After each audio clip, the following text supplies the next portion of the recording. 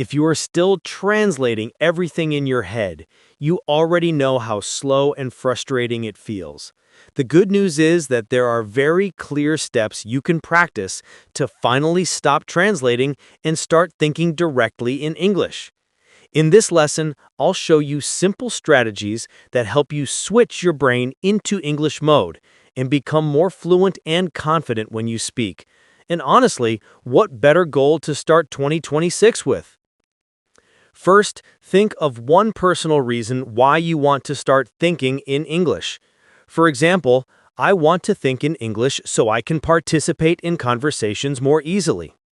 Hey, my friend, welcome back to Catch That English, the place where stories and listening help you grow your English and your life.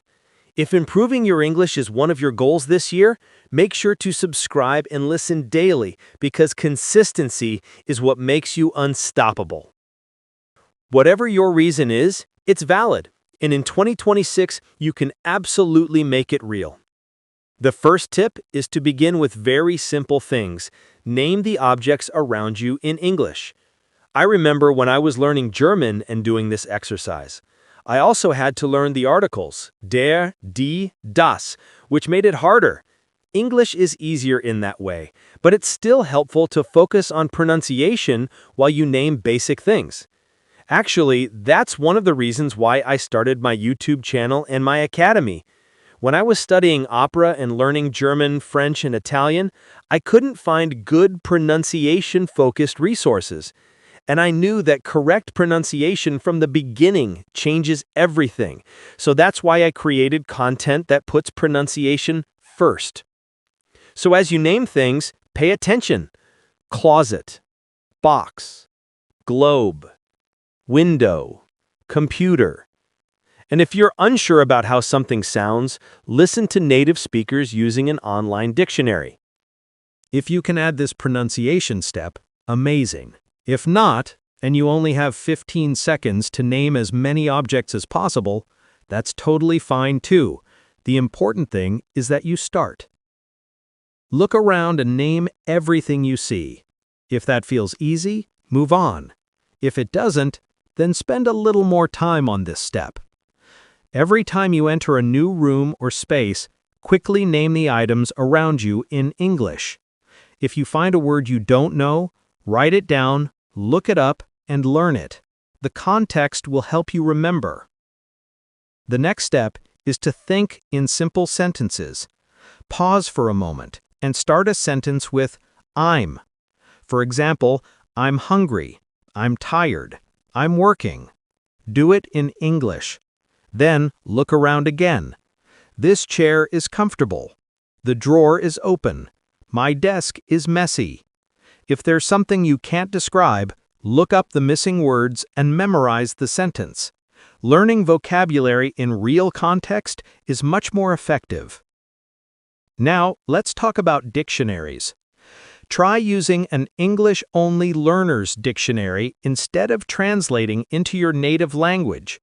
When you read an English definition in simple words, you learn the meaning directly in English, not as a translation from your language. That helps your brain operate in English mode instead of switching back and forth. Once you can name objects and build simple sentences, move on to small conversations with yourself. Yes, with yourself. There's no pressure, no stress, and you can speak slowly. I did this a lot when I was learning Spanish.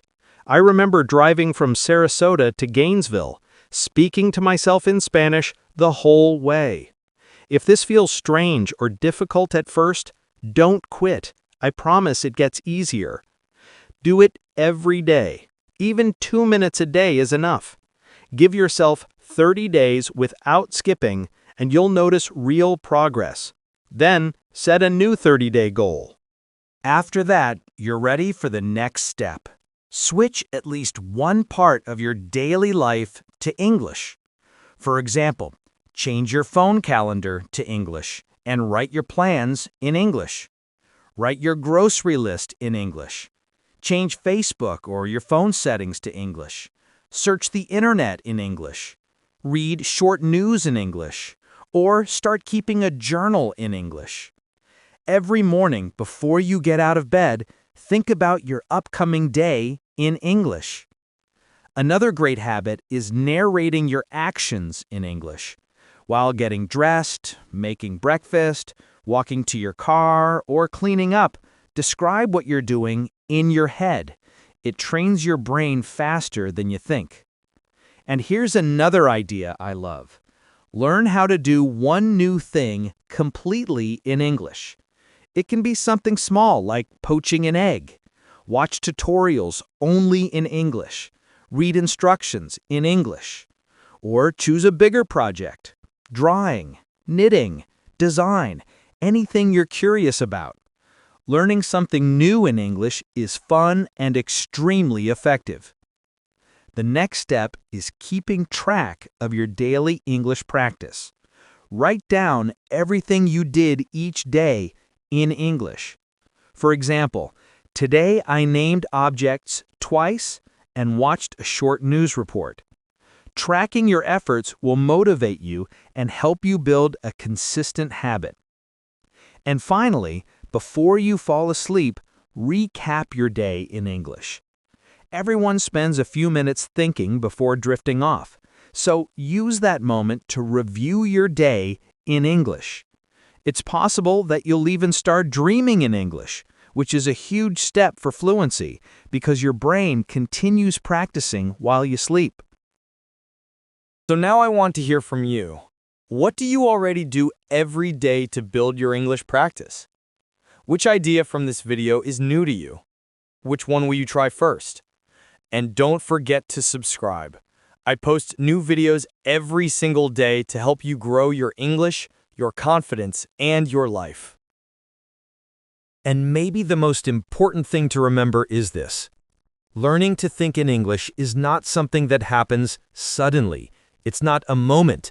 It's a slow, steady change happening inside your mind, a shift that you don't always notice at first. But one day, you'll be in a conversation and you'll answer automatically without translating, and you'll realize, wait, I'm actually doing it. Most people give up before reaching that moment, not because they are incapable, but because they think the progress is too small. But small progress is exactly what creates big change. Let's go even deeper. When you start naming objects, building simple sentences, and talking to yourself, what you're really doing is teaching your brain a new habit, the habit of treating English as something familiar, something safe, something close. In your native language, you don't think about forming sentences, they just appear. English can feel the same way if you give your brain enough repetition. Think about young children. They don't translate. They hear, they repeat, they play with language, they make mistakes, and they try again. And the reason they learn so fast is because they experience the language, not analyze it. You can train yourself to do the same, even as an adult. You have discipline, motivation, and experience, powerful tools children don't have. Use them. Another important idea is emotional connection. The brain remembers better when something feels meaningful. That's why learning English through stories works so well. Stories activate emotion, imagination, and curiosity, 3 things that make your memory stronger. So when you're practicing thinking in English, try connecting emotions to it. Don't just say, the chair is brown. Say something like, this chair is comfortable. I sit here every morning with my coffee. It feels peaceful. When you add emotion, the language sticks. Let's also talk about focus. We live in a world where attention is constantly jumping. Social media, notifications, messages, endless noise. But thinking in English requires presence. Even 30 seconds of focused attention is enough to grow your fluency. So try this. Choose one daily moment that will always be your English moment. Maybe it's when you pour your first cup of tea. Maybe it's when you walk down the stairs. Maybe it's while brushing your teeth. Make that moment a small ritual, a small pause where you switch your mind into English mode. You will be surprised how powerful one consistent minute can be. Another practice that works incredibly well is describing your emotions in English. Most learners describe objects or actions, but they avoid describing feelings. Yet, feelings are a huge part of our daily thoughts. If you learn how to express them, you naturally start thinking in English more often. Try sentences like, I feel excited, I feel worried, I feel calm, I feel proud of my progress. These sentences help you connect English to your inner world, not just the outside world. Let's talk about mistakes too. Mistakes are not something to fear, they are signs of growth. Every mistake means you tried. Every mistake is proof that you're practicing. And the more mistakes you make, the faster you improve. Think of them as steps on a staircase. Every mistake is one step closer to fluency. And the beautiful thing about thinking in English is that you make most of your mistakes privately, inside your own head. So there's no embarrassment, no pressure, no judgment, only practice. Another powerful exercise is what I call English daydreaming. You know those moments when your mind drifts and you imagine something? A future vacation, a new project, a dream life? Try doing that in English. It's fun, it's creative, and it's probably the closest thing to real thinking in English, because daydreams are natural, they're effortless. And when English becomes part of your imagination, not just your study routine, your brain begins to adopt the language much faster. Let's talk about the environment too. Our environment influences our habits more than we realize. So make your space support your English goals. You can put small notes around your room with simple English words or phrases. You can change your phone wallpaper to an English quote that inspires you. You can create a playlist with English music or English podcasts that you listen to in the background. These tiny things signal to your brain that English is a part of your life, not something separate. Another thing that many learners forget is celebrating progress. You don't need to wait for a huge achievement. Celebrate the small ones. Celebrate the day you named 20 objects easily. Celebrate the moment you wrote your first short journal entry. Celebrate the time you listened to a podcast and understood a little more than yesterday. These moments matter. They build confidence. And confidence is what carries you forward on days when motivation is low. You should also practice reacting in English. If you hear a noise, think, "What was that?" in English. If someone asks you a simple question in your native language, try answering in your head in English first. If you see something surprising or funny, react with an English emotion word.